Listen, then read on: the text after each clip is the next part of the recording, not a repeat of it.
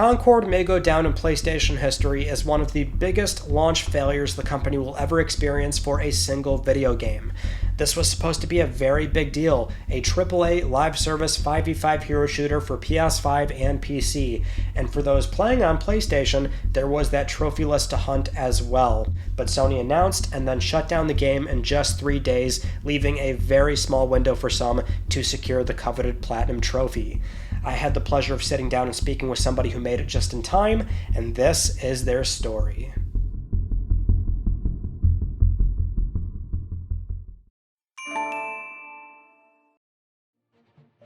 My PSN ID is CharlesB753, but all of my friends call me Charles. I've been trophy hunting since the pandemic, 2020, and I've accumulated about 152 platinum trophies to date. I'm pretty invested in the hobby as a whole. More recently, I Platinum'd Concord after the Shutdown was announced, and I am one of 69 Platinum Achievers on PSN profiles, and I'm the third fastest achiever. Now, of course, this game was highly publicized for being a multi-million-dollar live service title that was seemingly going to fail, but there was still a very brief moment where, for some, there was some genuine curiosity. Well, I listen to a lot of LTPS, and I'm a big Sony pony, as some might call me. So I follow all things PS Studios, and I was a pretty big doubter of the game as well. When the game got announced as 5v5 multiplayer, I was not bought in and had zero interest. Was going to let it go, but as the press releases and the articles came out in the first week, everyone was dogging on it. And I thought to myself, is it really that bad? And I thought, why not? I have the money. I might as well go in and dive in and just see what it's all about. I can't really dog on it without having tried it myself. So I wanted to make an opinion of it. And so I bought the game about a week after it released and started playing with a friend. Now, in some cases, depending on the person, trophy hunting is the primary goal, and they try to optimize it right away to get the platinum. And for others, it's secondary, going at your own pace, enjoying the game, and then eventually getting the platinum. I think, so we jumped in simply because we saw the player count, and we said, if there's ever a time to jumping in early on a game that will get sunset at some point is probably ideal. Everyone was thinking, oh, it's going to go free on Plus, or it's going to go free to play. So we're like, if we jump in before that and it dies off and we can't find any matches, we'll be all set to pick it back up when it goes free to play. That said, I played about 10 hours of the game over the course of 3 or 4 evenings, and the goal was to take it chill. Just play a couple hours here, a couple hours there, whenever me and a couple buddies were available. I wasn't thinking about the platinum. I wasn't thinking about the trophies too much. I was just enjoying the game, just trying out different characters and just playing it for what it was. I think it's important to contextualize my experience with first-person shooters. There's a lot out on the market right now, and I'm not as exhausted as everyone else, simply because I didn't play a lot of the titles that a lot of people have played a lot of. So I didn't play any Destiny 2. I didn't play that much Apex Legends or Rogue Company, and all these titles that have come out. I haven't played a lot of them. So I only want to contextualize that because I know that one of the arguments against it is like, we don't need another hero shooter. And not having played Overwatch since its release, I was ready for another hero shooter. That said, one of the things that I really liked about the game is the colors. You can tell that you're space traveling when you're loading into the game. All the animations, all of the art is top of the line. Like, it's what we expect from PS Studios, and they did not miss here. Yes, some of the character designs are a bit boring, but overall, I found that the gunplay and the mechanics of the game, as well as the overall visuals, were all super appealing. Really cleaning up.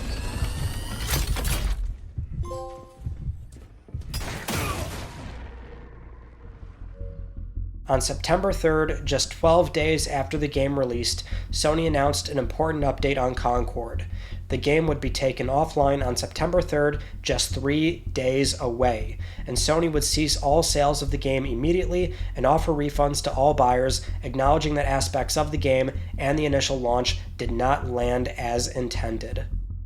Oh man, I thought it was an Onion article. Somebody had posted like the PlayStation tweet that had the PS blog, and I went to the blog and looked at it. It was like September. We're in August, right? This is fine. No, we're not in August. This is not fine. Oh god. That must be like after the weekend. Oh no. That's like coming up really soon. I've got 72 hours? You're kidding.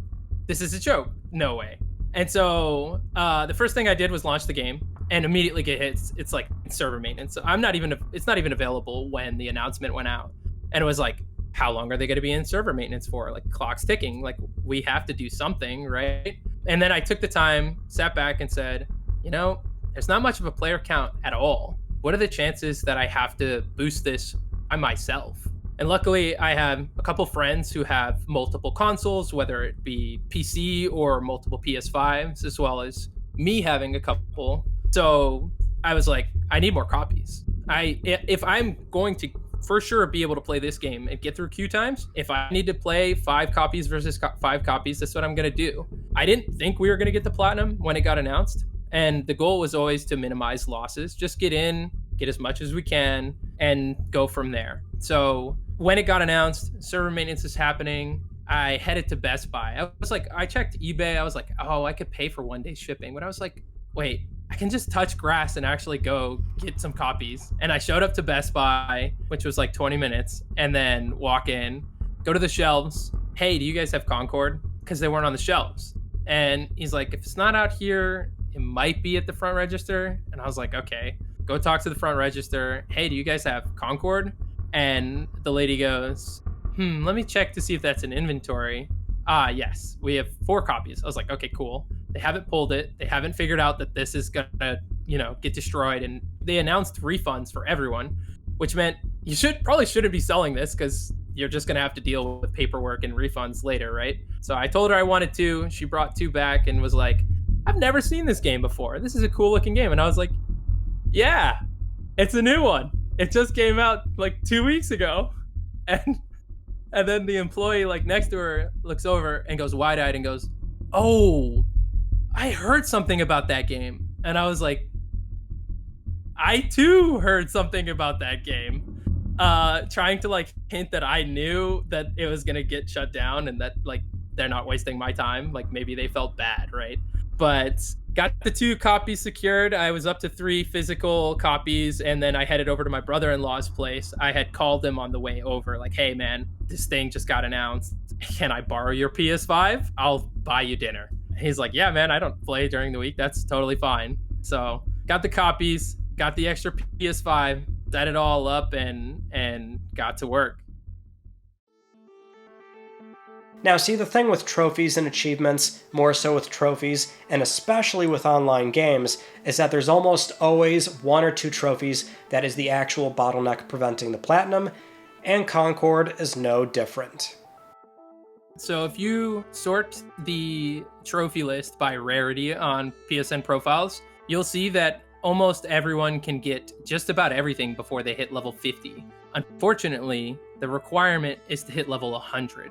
So right out the rip, we knew that we were going to have to get a lot of XP because level 100 is not any small feat. The way that the game worked was level 0 to 50 was an incremental amount of XP. Every time you got a level, more XP was required from that point on in kind of a linear fashion. So maybe it was like 30K and then it was 35K, 37K. Once you got to 50, every level was 100,000 XP. And to contextualize that, getting a kill is 50 XP. Getting a win is 500 XP. Playing a match of the other modes that wasn't the rank mode was about 4,500 XP. So that would be 16 to 17 games, which range from 7 to 9 minutes for 1 level from 50 to 100. Luckily, stars were in our favor in this instance as there was a ranked mode that allowed for 15,000 XP for match completion, win or loss, which meant seven matches meant 1 level from 50 to 51 or 80 to 81. And so the grind from 0 to 50 was about a third of the XP required, and 50 to 100 was a very daunting task in terms of XP because you'd needed 40 hours from 50 to 100. People calculated based on 7 minutes a match in the ranked mode, plus queue times, plus load times. You needed 40 hours just flat out. So we knew we weren't level 50 yet, and we knew we had 40 out of the 72 hours that we were going to need for that 50 to 100. With the bottleneck now identified and players having to grind out a lot of XP in a very short amount of time, the meta was born.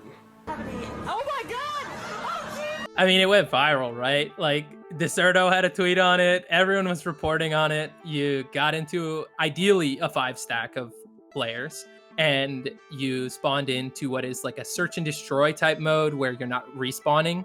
First to 4 wins, and you jump off the map. You lose as fast as humanly possible with the whole squad so that you can end the match as soon as possible to get the 15,000 XP. And the problems were that if you didn't play with a full team, not everyone on your team was guaranteed to be doing that. So you really had to find some buddies, find some friends, get a full squad, and just start jumping off the map. And luckily, a lot of the maps had the edge of the map like right available off spawn, but it made for some pretty funny clips. So in an ideal world, you had everyone active the entire time. However, if somebody had to go to bed, for example, they didn't actually need to be at the console. As long as the host is the one re-queuing the matches, it doesn't have an idle kick at all. So you can be fully idle for an entire match, even if it plays out in full without being kicked.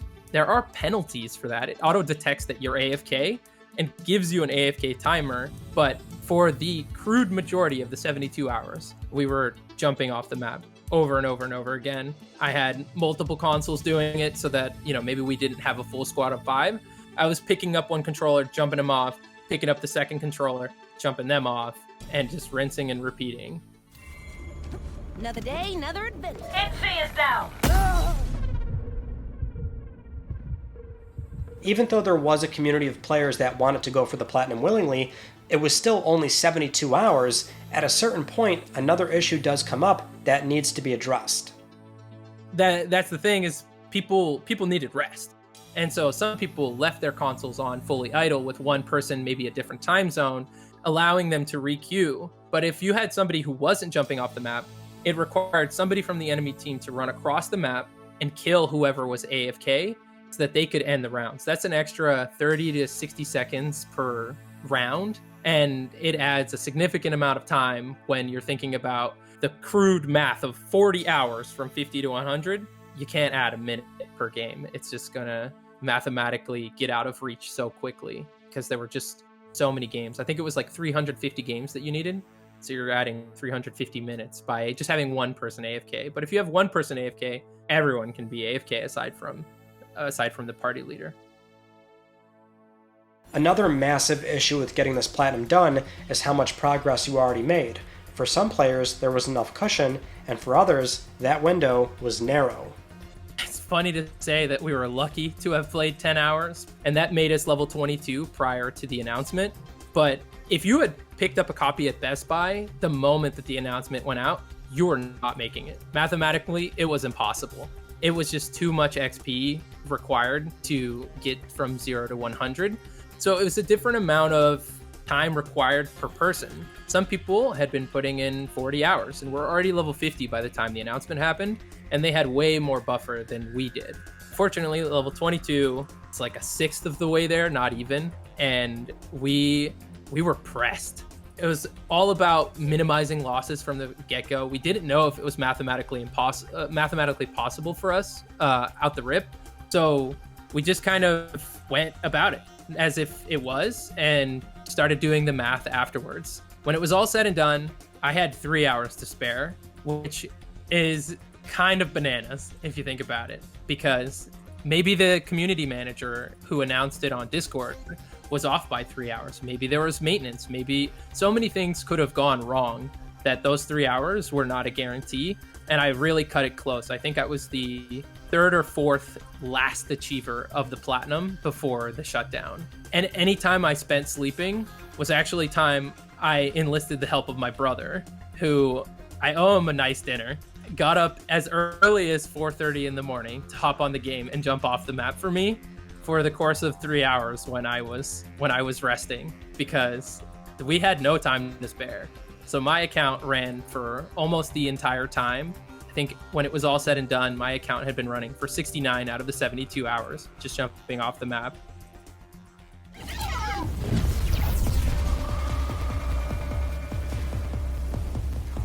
Yeah, this one hurts, but it's not the end.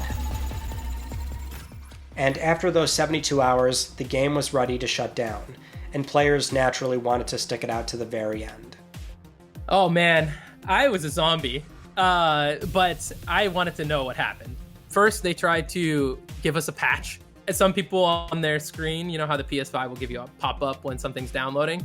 They got the patch, and we're like, what do we do? And some people even canceled out of that patch because it was like, no, I'm playing the game, I'm online, like, get out of here. So we were playing deathmatch when it happened, because we had helped one last person through the gate with their kills, as down to the wire as possible, with maybe 10 minutes to spare before the announced shutdown. And we just kept queuing. And then 10 minutes go by, 20 minutes go by, we're still queuing. We're like, oh, what's going on? And then eventually it just completely booted you out. At first it said something like server maintenance, and then it said mismatched patch, like missing patch or something. And then next thing you know, you're on the main screen and you can't get through, you can't get into the game anymore. And the rest is history. If you downloaded the patch and then booted it up, it gave you a thanks for playing message of sorts. So with the game offline, there's now a very unique Platinum trophy out there with a very unique timestamp. But since a lot of people didn't buy the game, it's not necessarily rare in the traditional sense. The rarity doesn't matter to me. People can speculate all they want. At the end of the day, that number will never change the experience that I went through. It was an experience that I will never forget, and probably the rest of my life. Well, shout out to my brother for making this possible. I needed to rest. I'm not a robot. And if he hadn't picked up the controller for the hours that he did, we definitely wouldn't have made it. Shout out to my brother-in-law for lending his console, because his PS5 was totally needed for what we were doing and was used almost as much as mine was. Shout out to Neural Potato. He's my guy. You know, we jumped into the project together. We convinced each other that we wanted to start this, semi-jokingly at first, but then got serious about it. I couldn't have done it without him. At the end of the day, he was there alongside me in voice chat for almost the entirety of it. There's too many people to shout out outside of those three who were paramount to my success. A lot of people in the forum threads giving us lots of positivity. A lot of people that were in those voice chats, too many to be named, helped keep me company, tell me about their lives or their stories. So I totally appreciated the people that spent time with me, both in voice chat or in the forum threads as we underwent this craziness.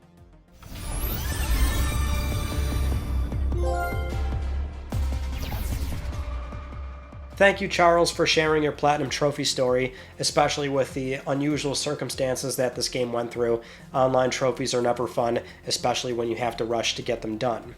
If you're interested in hearing more, we have the full interview up for Patreon supporters and YouTube channel members, so there's a lot more that we dive into. And that is pretty much it. So thank you so much for watching, and I will see you all in my next video. You take it easy.